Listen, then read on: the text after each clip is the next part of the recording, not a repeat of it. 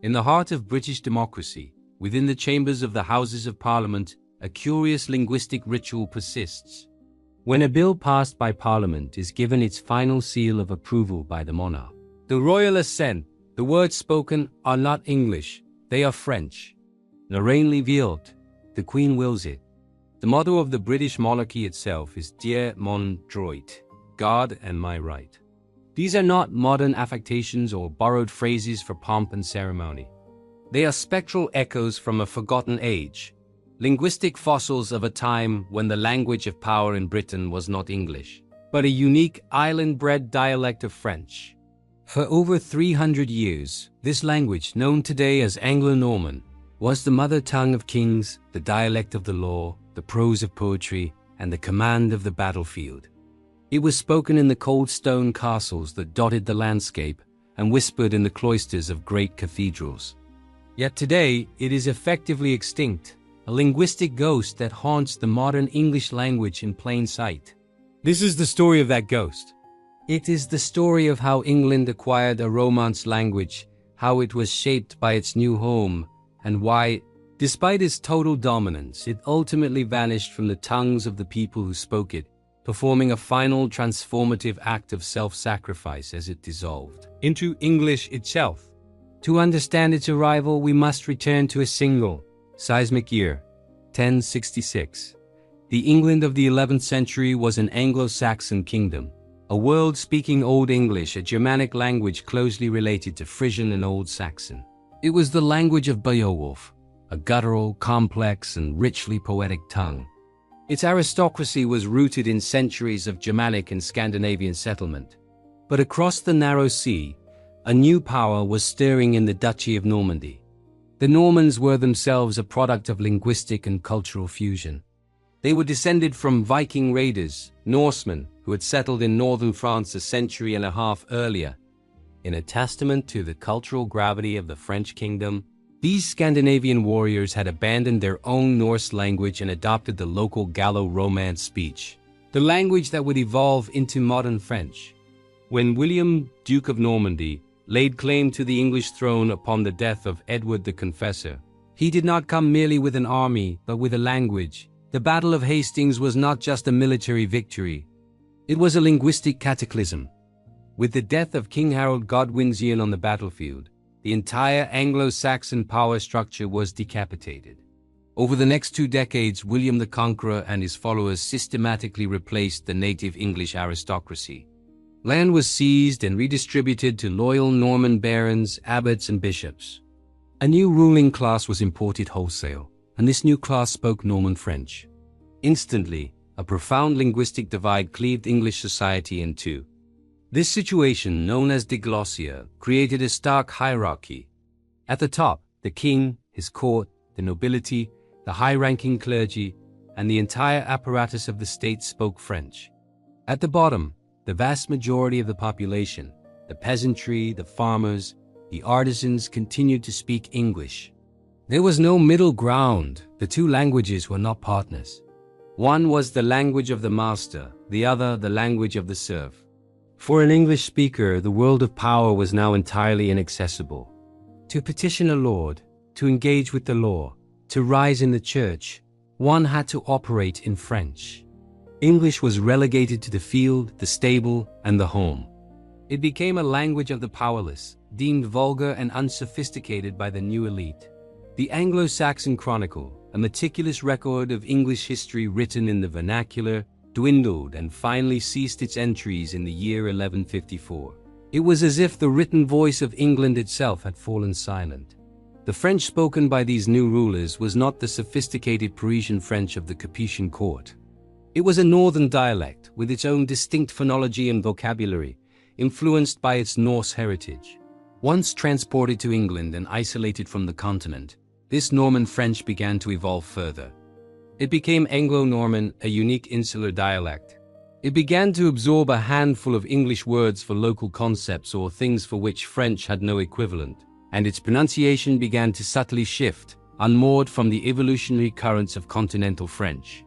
For the next century and a half, Anglo-Norman consolidated its power, becoming more than just the language of an occupying force.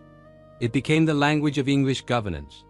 The Domesday Book of 1086, that unparalleled survey of William's new kingdom, was written in Latin, the universal language of clerical administration. But the process of gathering the information, the commissioners, the scribes, the local lords providing testimony, was managed and communicated in French. The business of the King's Court, the Exchequer, and the nascent Parliament was conducted exclusively in Anglo-Norman. Its deepest and most lasting institutional footprint was in the law. The Norman system of justice superseded the old Anglo-Saxon moot courts. This new system, which forms the bedrock of English common law, was built, debated, and recorded in a specialized dialect that came to be known as Law French. It was in this language that legal principles were established, precedents were set, and judgments were handed down. Its vocabulary was precise and technical. Words that are fundamental to legal practice today: jury, plaintiff, defendant, verdict, evidence, attorney, justice, parliament, are all direct inheritances from the Anglo-Norman legal system. These were not simply loan words. They were the very architecture of the law itself, built from French linguistic materials on English soil. Beyond the corridors of power, Anglo-Norman became the language of high culture. The chivalric ideals sweeping across Europe found their voice in Anglo-Norman verse. It was a prestigious literary language, producing a significant body of work that included epic poems, romances, saints' lives, and chronicles. While the Chanson de Roland, the great epic of French literature, was immensely popular in England, the island also produced its own masterpieces. The Lays of Marie de France, elegant and mystical short narrative poems, were likely written in the English court of Henry II. For the nobility, literature was a French affair. It was the medium through which they expressed their identity, celebrated their values, and entertained themselves. English, in the meantime, remained a purely spoken language for the majority, with almost no new literature being produced. It had become a vernacular in the truest sense, a functional language for the common folk, devoid of prestige or power. The very words for art and culture, painting, music, dance, beauty, color, poet entered the English sphere through the filter of Anglo-Norman high society. For a time, it must have seemed that this state of affairs was permanent. The kings of England were not just English monarchs. They were continental players. The Angevin Empire under Henry II stretched from the borders of Scotland to the Pyrenees. Henry and his formidable queen, Eleanor of Aquitaine, ruled over a vast, multilingual territory where French was the essential language of communication and administration. His mother tongue was French. Richard the Lionheart, his son and a celebrated hero of English folklore, barely spoke a word of English and spent only a few months of his entire reign in England. To them, England was just one part, albeit a wealthy part of a larger French-speaking domain. The linguistic divide seemed unbridgeable, a permanent feature of the social and political landscape. The future of England's native Germanic tongue looked bleak, but history is driven by unforeseen and powerful currents, and the tide was about to turn, not with a single event, but with a series of blows that would steadily erode the foundations of Anglo-Norman dominance. The first major fracture occurred in 1204. This was a year as pivotal, in its own way, as 1066. King John, embroiled in a disastrous conflict with King Philip II of France, lost the Duchy of Normandy, the ancestral homeland of the English aristocracy. This political event had profound linguistic consequences. The Norman barons were forced to make a choice. They could no longer be both Norman lords and English landowners. Their lands on the continent were confiscated. Their ties to their ancestral home were severed. Their identity, once split across the English Channel, was now consolidated on the island of England. They became, for the first time, exclusively English magnates. This geopolitical shift triggered a psychological one. The link to continental French culture, while still prestigious, was now more distant. Intermarriage between the Norman elite and the English population, which had been occurring for generations, accelerated. Children of mixed unions were increasingly likely to be bilingual, speaking their father's French at court and their mother's English at home. For the first time since the Conquest, English began to creep up the social ladder. It was no longer just the language of the peasantry. It was becoming the language of the nursery and the private household, even within the nobility. But the most powerful agent of change was conflict. The Hundred Years' War, which began in 1337, transformed the linguistic landscape completely. A long and brutal series of campaigns against France fundamentally redefined what it meant to be English. French was no longer the language of a sophisticated ancestral culture. It was the language of the national enemy. Speaking French became an act of questionable loyalty. English, the humble, subjugated tongue of the common people, was suddenly elevated to a symbol of national identity and patriotic pride. Propaganda from the period shows English kings like Edward III strategically using the English language to rally support for the war effort, portraying the French as a mortal threat to the English way of life and its native tongue. The war forged a new, unified English identity that transcended the old Norman-Saxon divide. The aristocrat fighting at Agincourt saw himself not as a Norman, but as an Englishman, and his common foot soldier who spoke only English was his countryman. This patriotic fervor provided a powerful social impetus for the nobility to abandon French and adopt English as their primary language. While this nationalistic shift was changing attitudes at the top, a catastrophic event was transforming society from the bottom up. In 1348, the Black Death arrived in England. The plague wiped out between a third and a half of the entire population in just a few years. This unimaginable demographic collapse had a dramatic and unforeseen linguistic outcome. It created a massive labor shortage. Peasants and workers who survived found their labor was suddenly in high demand. They could command higher wages and enjoy unprecedented social mobility. The rigid feudal structure that had locked people into place for centuries began to crumble. This new, empowered working and merchant class conducted their lives and business in English. As they grew in wealth and influence, their language rose with them. The towns and cities, hubs of commerce and craft, became epicenters of English speech. Furthermore, the plague had devastated the clergy, who were often on the front lines tending to the sick. A great number of the Latin and French-speaking clerics who staffed the machinery of the church and state died and had to be replaced. Their replacements were often drawn from lower down the social ladder, men whose primary language was English. The institutional monopoly of Latin and French began to crack. By the mid-14th century, the triumph of English was becoming an undeniable reality. This shift was formally recognized in 1362 with the Statute of Pleading. This landmark act of Parliament decreed that all legal proceedings in the King's courts must be conducted in English, because, as the statute itself states, the French tongue is much unknown. This was a stunning admission. The very institution that had been the bastion of Anglo-Norman French for 3 centuries was now officially acknowledging its demise as a living, understood language. While law French would persist as a fossilized written language for legal records for centuries more, its spoken reign was over. The final symbolic nail in Anglo-Norman's coffin came from the royal court itself. In 1399, Henry IV ascended to the throne. He was the first king since the Norman Conquest whose mother tongue was English. He used English to address Parliament, a powerful signal that the linguistic reconquest of England was complete, right to the very top.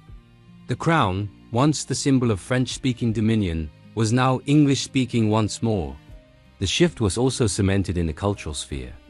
At the same time that the Statute of Pleading was being enacted, a new generation of writers was making a conscious and revolutionary choice to write in English. The most significant of these was Geoffrey Chaucer. By choosing to write his masterpiece, the Canterbury Tales, in the English of London, Chaucer did for the English language what Dante had done for Italian. He demonstrated that English was not a crude or inferior tongue, but a language capable of sublime poetry, sophisticated narrative, and profound human insight. He legitimized the vernacular and gave it a prestige that rivaled that of French and Latin, creating a new literary standard around which the language could coalesce. The voice of English literature, silent since the Conquest, was now speaking again, louder and more brilliantly than ever before. By the early 15th century, Anglo-Norman had ceased to be a living spoken language in England. Its demise was not the result of a single cause, but a perfect storm of political, social, and demographic factors. The loss of ancestral lands severed its continental roots. protracted war made it the language of the enemy. A plague empowered its English-speaking rivals from below. And finally, official acts and literary genius confirmed its obsolescence. But what happened to the language itself? Anglo-Norman did not simply pack up and leave. It did not vanish without a trace. Instead, it performed one last extraordinary act. It dissolved itself into its rival. The decline of spoken French in England coincided with one of the greatest periods of lexical borrowing in the history of any language. As English rose to prominence, it did not purge the vocabulary of its former master. It absorbed it. But what happened to the language itself? Anglo-Norman did not simply pack up and leave. It did not vanish without a trace. Instead, it performed one last extraordinary act. It dissolved itself into its rival. The decline of spoken French in England coincided with one of the greatest periods of lexical borrowing in the history of any language. As English rose to prominence, it did not purge the vocabulary of its former master. It absorbed it. A tsunami of French words poured into the developing Middle English language, permanently altering its character. It is estimated that over 10,000 French words were adopted during this period, and today, words of French and Anglo-Norman origin account for nearly a third of the entire English vocabulary. This influx was not random. It fundamentally reshaped the language at every level. The vocabulary of power and administration was now English, but the words were French: government, administration, parliament, chancellor, council, nation, state, country. The language of justice was now spoken in English, but its lexicon remained French. Court, judge, jury, crime, pardon, property. The English army marched under French terms: army, navy, battle, combat, soldier, captain, siege, victory. The language of the refined life of culture, fashion, and cuisine was irrevocably Gaelic. English speakers adopted words like art, painting, music, fashion, luxury, dance. They ate supper and dinner at a table, dining on beef instead of cow pork, instead of swine and mutton. Instead of sheep, a famous linguistic division that perfectly captures the Norman lord in his hall, being served the cooked meat of the animal raised by his Saxon serf in the field. This mass absorption of vocabulary did something unique to English. It created a language of incredible richness and nuance, filled with synonyms that operate on different registers of formality. A native Germanic word often coexists with a French loanword, one feeling more direct and earthy, the other more formal and intellectual. We can ask Old English, or we can inquire French. We can describe something as kingly, Old English, or as royal, French. A fire, Old English, can also be called a flame, French. This layering of vocabulary gives English an unparalleled lexical breadth, a direct consequence of this historical moment of linguistic fusion. Even English grammar was subtly affected. The influx of new words helped to wear away some of the complex Germanic inflections of Old English, contributing to the more analytic, word-order-dependent structure of the modern language. The triumph of the S plural ending, for example, was certainly aided by the prevalence of this form in Anglo-Norman. And so Britain's Romance language was not, in the end, vanquished, it was assimilated. Its fate was not to be forgotten, but to become an integral, inseparable part of the very language that replaced it. Anglo-Norman died as a distinct language, but it was resurrected as a vast and vital component of modern English. It is the ghost in our linguistic machine, the silent partner in countless conversations. It lives on in the words we use for law and liberty, for art and war, for food and fashion. The echo of the crown worn by William the Conqueror still resounds today. We hear it in our parliaments, our courtrooms, and our kitchens. The story of what happened to Britain's Romance language is ultimately the story of how English became English, a uniquely hybrid language, Germanic grammar and foundation with a vast and majestic Latinate vocabulary, a legacy of conquest, coexistence, and ultimate fusion. The lost French heart of England still beats, not in a separate tongue, but within the very DNA of the language spoken today by hundreds of millions around the globe. This unique linguistic inheritance profoundly influenced not only what English speakers said, but how they wrote and even how they perceived their own language. The arrival of thousands of new words created a pressure cooker for change, and one of the areas most visibly affected was English orthography, the system of spelling. Before 1066, Old English was written by scribes who understood its phonology intimately. They used a writing system that, while not perfectly phonetic, was reasonably consistent. It included letters from the Latin alphabet as well as some borrowed from the runic Futhorc, such as G-Thorn and Gf, both representing the th sounds. With the Conquest, the task of writing English, when it was written at all, fell to scribes trained in the French and Latin traditions. These Norman scribes were unfamiliar with the peculiar sounds and spelling conventions of English. Confronted with characters like thorn and eth, they often substituted the digraph, the convention, from their own Latin-based scriptorium training. This simple substitution is one of the most fundamental shifts in the appearance of written English. Furthermore, these scribes attempted to represent English sounds using French spelling rules, a process that created lasting confusion. The Old English sound que, spelled as c yogo queen, was in quen for queen, was respelled with the French could to become queen. The Old English hua, in words like hoot, what, was often reversed to wap lu, h, to become what. Sounds that were straightforward in Old English suddenly acquired new, sometimes awkward, orthographic clothing. The sound represented in Old English with sc, as in sip for ship, was now often spelled sh, following a different orthographic logic. The palatal consonant sound at the beginning of Child Old English Sild was respelled as ch by Norman scribes. This process was not systematic or uniform. It happened piecemeal, with different scribes in different regions making different choices. The result was a period of orthographic chaos during the Middle English period, from which the language has never fully recovered. Many of the notorious inconsistencies and illogical spellings of modern English are the direct legacy of these Norman scribes wrestling to fit a Germanic sound system into a Romance orthographic box.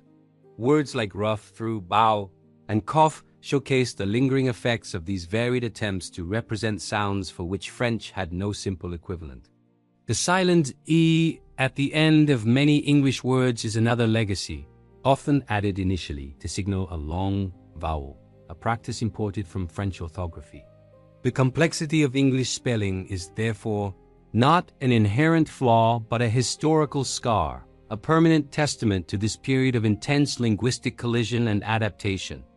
Beyond the visible structure of words on a page, the Anglo-Norman legacy remains embedded in the ceremonial and institutional life of the United Kingdom, like artifacts preserved in amber. The world of heraldry, the codified system of designing and describing coats of arms that flourished among the Norman aristocracy, is a particularly vibrant example. Its specialized language, known as blazon, is almost entirely Anglo-Norman French. The colors on a shield are not described with everyday English words, but with their heraldic French counterparts. Red is gules, blue is azure, green is vert, black is sable. A lion depicted standing on its hind legs is rampant, one walking is passant. The division of a shield, the patterns upon it, and the creatures adorning it are all described using this archaic French lexicon. To this day, anyone wishing to formally describe a coat of arms must use a language that has not been spoken colloquially for over 600 years, a direct and unbroken link to the knightly class of Norman England. This linguistic footprint is also stamped upon the very identity of the people. Surnames, which became common and hereditary in England during the centuries following the Conquest, tell a vivid story of this linguistic divide and eventual fusion. Many of the most common English surnames have Anglo-Norman origins, often indicating a profession, a location, or ancestry. A name like Taylor comes from the French tailleur, carpenter from charpentier, and butcher from boucher.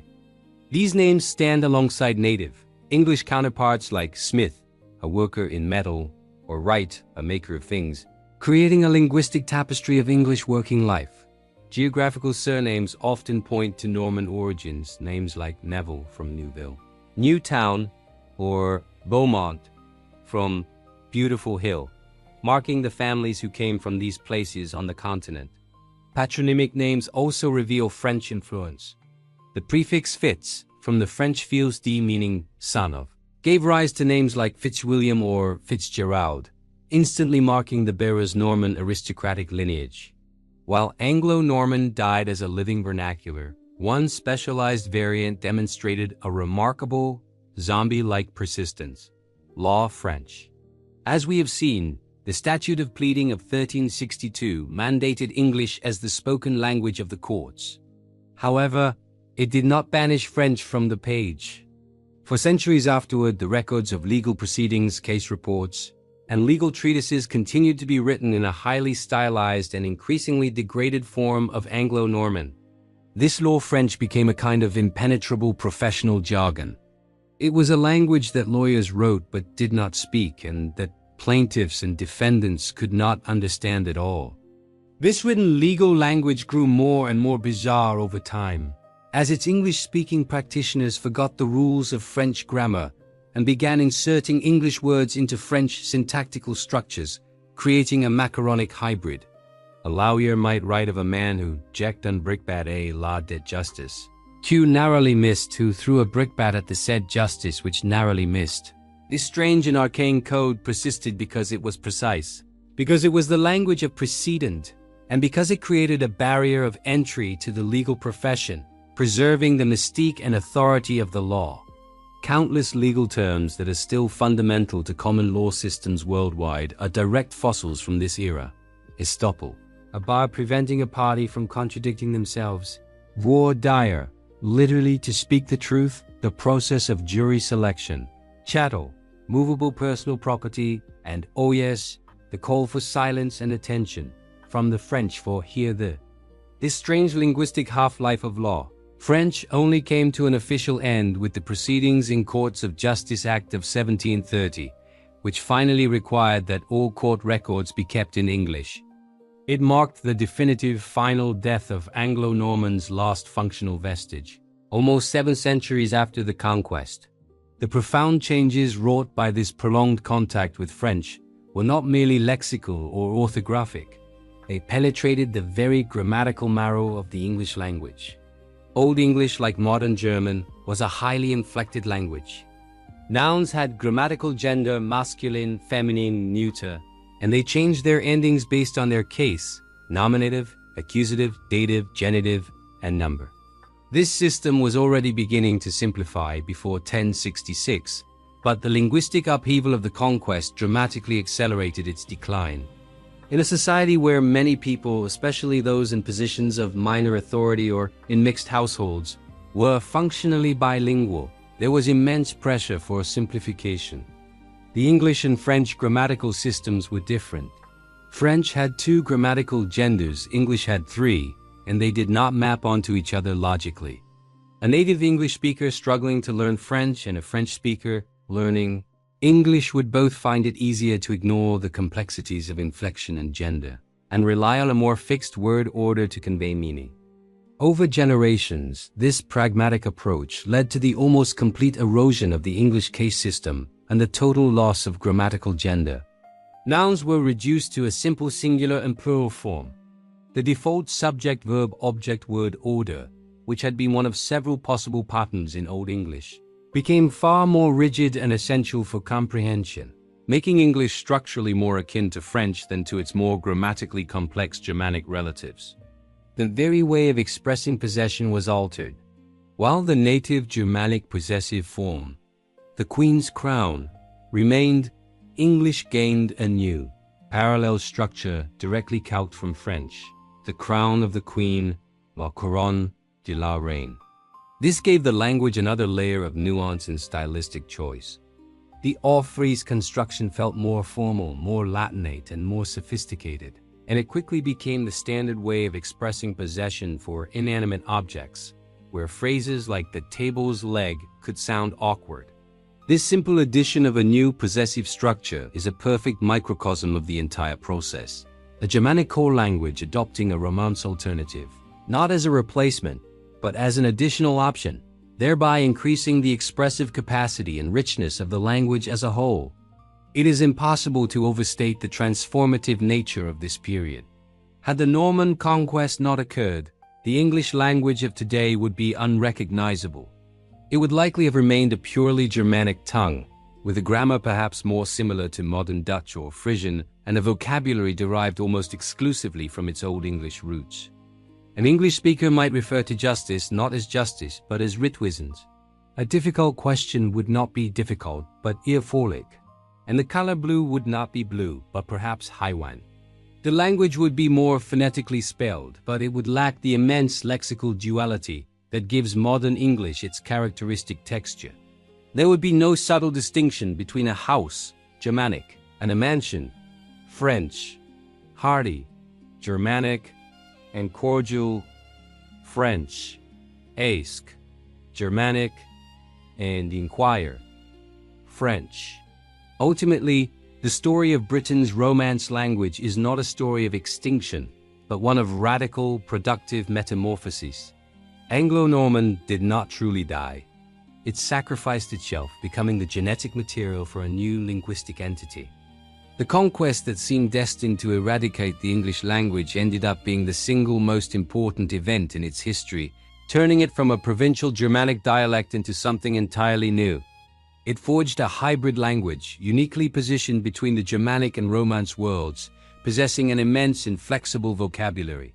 This inherent duality, this wealth of words and stylistic registers, is arguably one of the key factors that equipped English for its later role as a global language. It contains within its very structure the heritage of two of Europe's great language families, making it both familiar and accessible to an extraordinary number of people.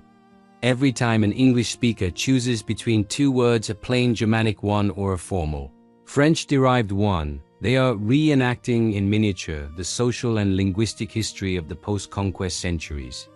The language spoken by England was not replaced. Instead, through a long and often brutal historical process, it was remade, forever bearing the indelible, eloquent and transformative echo of its lost French heart.